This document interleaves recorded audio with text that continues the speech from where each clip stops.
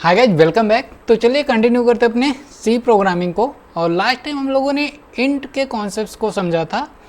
आज हम लोग थोड़ा सा एक बार मैं आपको अर्थमेटिक ऑपरेटर फिर से समझा देता हूँ। अर्थमेटिक ऑपरेटर बेसिकली वो ऑपरेटर्स होते हैं जिसमें आप प्लस, माइनस, मल्टीप्लिकेशन के लिए हम लोग एक्स यूज नहीं करते हैं बल्कि एस्ट्रिक यूज करते हैं। और डिवाइजेशन जिसमें आप डिवाइड करते हैं। एक और ऑपरेटर होता है जिसको हम लोग मॉड्यूलर बोलते हैं। ये आपको रिमाइंडर देता है ना, कि किसी टू नंबर को डिवाइड करने के बाद अगर कुछ रिमाइंडर बच रहा होगा तो अगर ऐसी आपकी रिक्वायरमेंट होगी तो आपको ये यूज करना पड़ेगा। बेसिकली आपके 4 अर्थमेटिक ऑपरेटर होते हैं, बट रिमाइंडर ऑपरेटर को भी अगर आप यूज करेंगे तो आप इसको बोलेंगे 5 अर्थमेटिक ऑपरेटर आप यूज कर सकते हैं। तो ये ऑपरेटर्स हैं, आपको ये ध्यान रखना है। मल्टीप्लिकेशन के लिए आप एक्स यूज नहीं करेंगे, स्टार यूज करेंगे। बाकी आप लोग जैसा नॉर्मली यूज करते रहे हैं वैसा ही यहाँ पे यूज होना है। तो आज हम इनको अलग अलग करके देखेंगे भी। और यहाँ पे मैं आपको बताता हूँ, अब जिस तरीके से हमने कुछ इंटीजर वैल्यू के साथ काम किया था उसी तरीके से कुछ फ्लोट वैल्यू ले लेते हैं। अगर हम इनको फ्लोट बना दें, ये हमने फ्लोट बनाया, ये भी हमने फ्लोट बनाया और ये भी फ्लोट बनाया, इसको भी फ्लोट किया। और अभी हम 2 नंबर ले लेते हैं ए और बी, और ए और बी जो कि फ्लोट हैं और हमारा सी भी फ्लोट है। देन अगर हम फ्लोट को प्रिंट करना चाहते हैं तो मैंने बोला था परसेंटाइल एफ आपको यूज करना पड़ेगा। और यहाँ पे अब अगर हम अपने प्रोग्राम को रन करते हैं तो आप देखेंगे कि आपको एक वैल्यू मिल रही है 2.0000, यानी कि पॉइंट के बाद 6 डिजिट तक 0। दैट मीन्स अब ये एक फ्लोट वैल्यू रिटर्न कर रहा है, जो कि फ्लोट में यानी कि पॉइंट के बाद कोई भी वैल्यू नहीं आई है तो ये 0 देगा। ये चीज़ आप ध्यान रखें कि जब भी आप फ्लोट लेते हैं तो ये पॉइंट के 6 डिजिट तक वैल्यू रिटर्न करता है, वो चाहे अवेलेबल हो या ना हो। यानी कि अगर यहाँ पे कुछ भी रिमाइंडर में नहीं आएगा यानी पॉइंट में नहीं आएगा तो वो 0 प्रिंट करेगा। प्रिंट ज़रूर होगा, 6 डिजिट तक प्रिंट होगा। इसको स्पेशल कंडीशन में आप राउंड कर सकते हैं कि आपको 2 डिजिट तक ही दिखाना है। बट अगर हम बाय डिफ़ॉल्ट बात करें, फ्लोट की ये प्रॉपर्टी होती है कि ये पॉइंट के 6 डिजिट तक प्रिंट करता है। जैसे कि यहाँ पे कोई भी फ्रैक्शनल वैल्यू नहीं थी तो इसने 0 प्रिंट किया। अगर कोई भी हम फ्रैक्शनल वैल्यू यहाँ पे ले लेते हैं कि 7.3 लिया और 4.4 लिया, अगर इस केस में इनका मल्टीप्लिकेशन करेंगे तो हमें एक वैल्यू मिलेगी जो कि होगी पॉइंट में, और ये 32.120003 यानी कि 6 डिजिट तक ये हमको देने वाला है फ्लोट में वैल्यू। अब देखो, अगर हम यहाँ पे 5 लिख दें और यहाँ पे 2 लिख दें तो, और यहाँ पे एक हम डिवाइड कर देते हैं। चलिए, ये डिवाइड किया तो रिजल्ट आना चाहिए 2.5 आना चाहिए। यहाँ पे रन करते हैं, क्योंकि सब कुछ फ्लोट में है तो 2.5 और 6 डिजिट तक 0 रहेगा ही रहेगा। अब आप लोगों के दिमाग में आ रहा होगा कि जिस तरीके से मैंने पहले यहाँ पे डायरेक्ट नंबर लिखे थे उसी तरीके से यहाँ भी लिख देते हैं। अगर हम यहाँ पे डायरेक्ट 5 लिख दें और यहाँ पे 2 लिख दें तो क्या होगा, 2.5 आना चाहिए। देखो 2.5 यहाँ पे नहीं आएगा, आप देख रहे हैं कि यहाँ पे 2 आ रहा है। अब 2 क्यों आ रहा है, जबकि हमने तो वेरिएबल फ्लोट में डिफाइन किया है सी, और 5 डिवाइडेड बाई 2 होने के बाद ये क्या हो जाना चाहिए था, 2.5 हो जाना चाहिए था। तो देखो, जब ये आप 5 यहाँ पे लिखते हैं, भले ही कि ये किसी भी वेरिएबल के अंदर नहीं है, तो ये बाय डिफ़ॉल्ट एक इंटीजर वैल्यू ही रीड की जाती है कि ये एक इंटीजर है और ये भी एक इंटीजर है। तो इन दोनों का जब आप डिवाइजेशन करेंगे तो जो रिजल्ट आएगा वो भी एक इंटीजर आएगा। अगर मैं यहाँ पे आके दिखाऊं तो आप देखो, यहाँ पे ऊपर हेल्प भी आ रहा है कि ये जो 5 है वो इंट है और ये जो 2 है वो भी इंट है। That means int divided by int हो रहा है, तो भले ही आप फ्लोट में स्टोर कर रहे हैं लेकिन रिजल्ट किस में आएगा, इंटीजर में, इनका इंटीजर में रिजल्ट आएगा, देन वो इसमें लोड होगा। तो यहाँ पे जो लोड होगा वो 2 ही लोड होगा, और 2 को जब आप as a float value print करेंगे तो वो क्या आ जाएगा, 0 0 0 करके आएगा।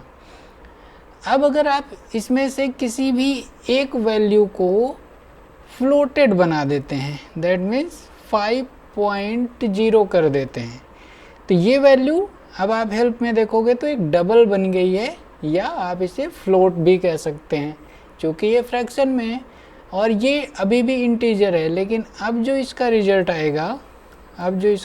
आएगा, वो आएगा 2.5। क्यों?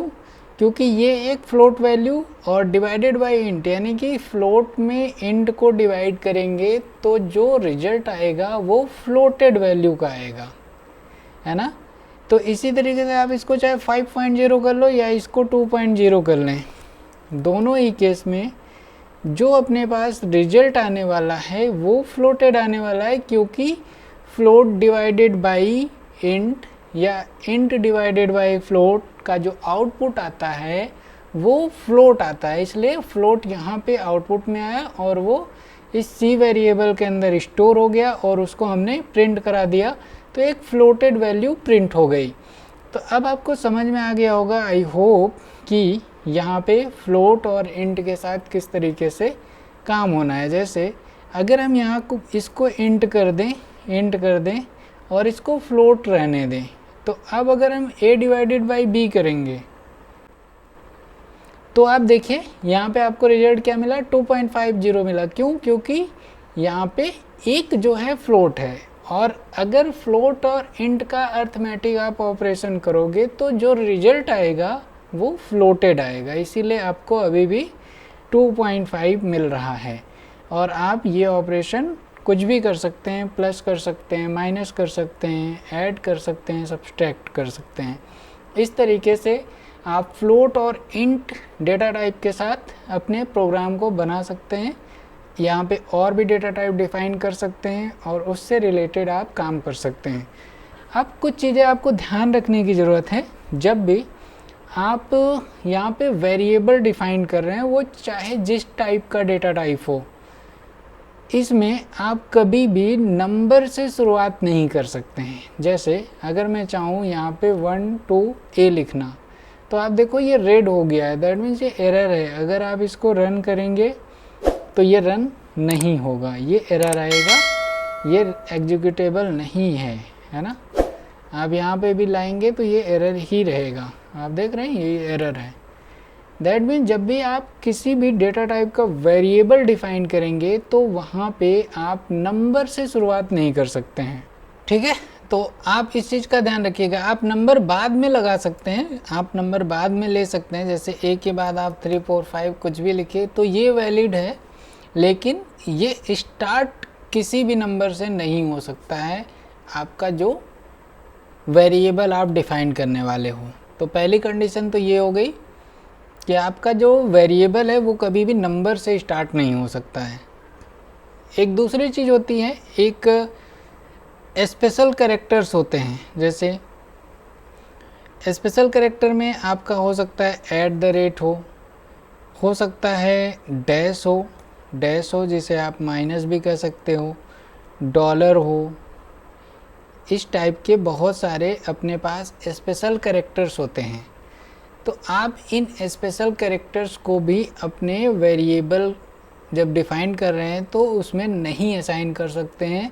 ये भी आपको ध्यान रखना है कि कभी भी इस टाइप के जो स्पेशल कैरेक्टर्स होते हैं वो कहीं भी आपके इस वेरिएबल में यूज नहीं किए जा सकते हैं, ये एरर आ जाएगा, इसको आप यूज नहीं कर सकते हैं। केवल एक स्पेशल कैरेक्टर होता है _ आप चाहें तो _ से अपने वेरिएबल को डिफ़ाइन कर सकते हैं।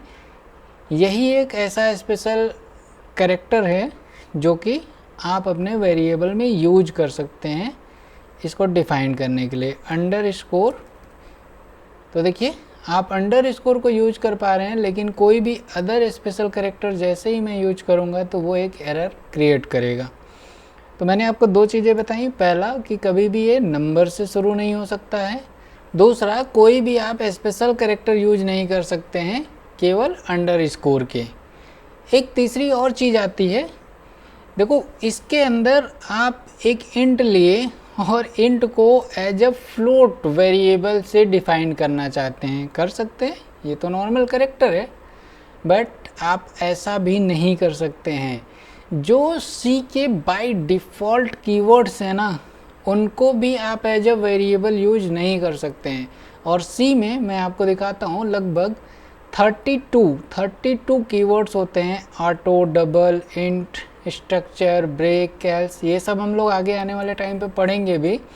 केस, कैरेक्टर मैंने आपको ऑलरेडी बता दिया, फ्लोट बता दिया, फॉर लूप होता है, continue, default, go, do, if, इस टाइप के ये 32 कीवर्ड्स होते हैं। इन कीवर्ड से भी आप जैसे वाइल से आप बनाना चाहो तो आप नहीं बना सकते हैं, क्योंकि ये एक कीवर्ड है सी का प्री डिफाइंड। तो तीन यहाँ पे मेजर चीज़ें आपको मैंने बताई, नंबर, स्पेशल कैरेक्टर और कीवर्ड। इन तीनों चीज़ों से आप अपना वेरिएबल नहीं डिफाइन कर सकते हैं। बाकी आपको अर्थमेटिक ऑपरेटर आ गया है, इससे रिलेटेड कुछ अपने टास्क बना के प्रैक्टिस करें। मैं आपको नेक्स्ट लेक्चर में कुछ चीज़ें बताने के बाद कुछ टास्क दूंगा जिसको आपको करना होगा, और फिर मैं उसको सॉल्व भी करके दिखाऊंगा कि उनको सॉल्व कैसे करना है। ठीक है, आई होप आपको आज की चीज़ें समझ में आ गई होंगी। मिलते हैं नेक्स्ट लेक्चर में। Thanks for watching, keep learning guys.